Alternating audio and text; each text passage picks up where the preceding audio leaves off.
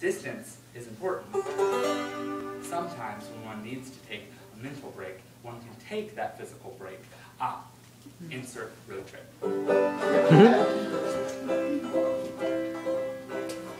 The metaphor of movement, of a pilgrimage, if you will.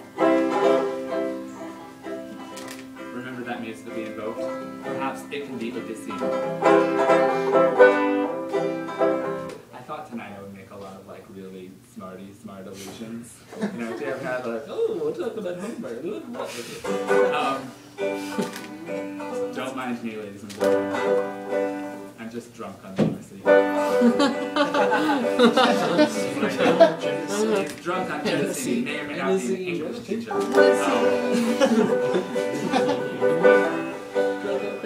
So this is a song about travels and movement and making friends all over the world, and also about maybe smooching people all over the world. Also, it's about watching people gamble at 3 a.m. Surprisingly interesting if you ever have the chance. On like a Monday, it's like go over to the Emerald Queen. It's like, I did that for 3 years. Right? I'm going after. Let's. My favorite thing to do when I'm at a casino and it's very late is watch all the different dealers because they all have styles.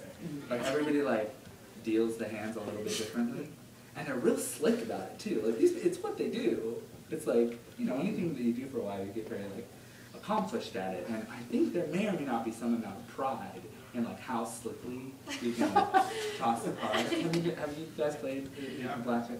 Yeah. So that's what they're into that.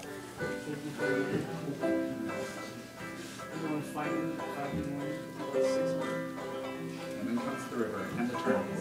Now there's nothing that's quite so peaceful as the two of us just watching people gamble in the Sky Tower in Auckland City after hours. So we stand discussing silly things like the neural role of dopamine and the need for all us human beings to find the patterns hidden in everything.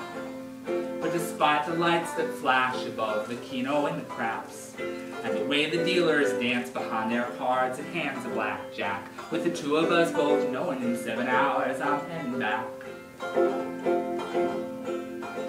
Still we stay to bet the motion that's the most amazing trick.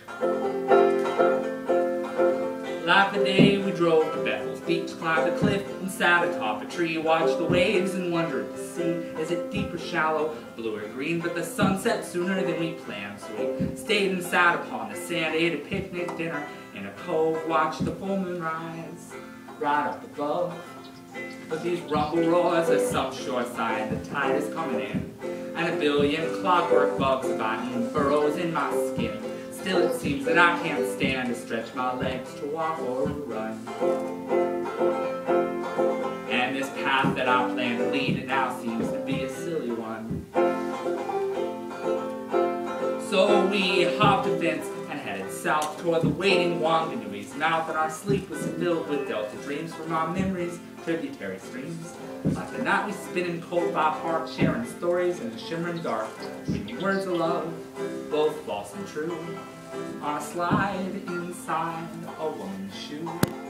But these Mother Goose constructions, honey, they're made of hot glass, and this telltale fairy forest, it only offers slight release. But if we did kiss this minute, we could break a witch's spell. But regardless of this, pumpkin, I can't keep you very well. So we spent a sunny afternoon in an odorous alchemist's room, scented candles and these French perfumes. They smelled like stars and nearly made us swoon. And we felt like rakes and libertines, spent our pennies on these pretty things. We rationed out such grand expense, citing modern need for modern sense. For these fragrant trails, the bells that ring and summon up my dreams, with citrus peel and rose and jasmine, musk and ambergris, and vetiver assurance seems to blossom from your skin. But these hands that clasp in friendship, well, they'll surely meet again. So I offer you a parting vow with 3 gallant words, farewell for now, and a knowing sadness sparks the air with unspoken hope somehow. Somewhere we'll come across each other soon, or if not, we'll both remember when we did chance to meet, and to conjure a score of small and sweet adventures. But I'm never one to leave without first offering a treat. So I'm quick to scribble lines upon the back of this old bank receipt. And I'll place it in your palm and I'll say it's an atlas of the clouds. Between here and old Seattle, feel free to follow where it leads.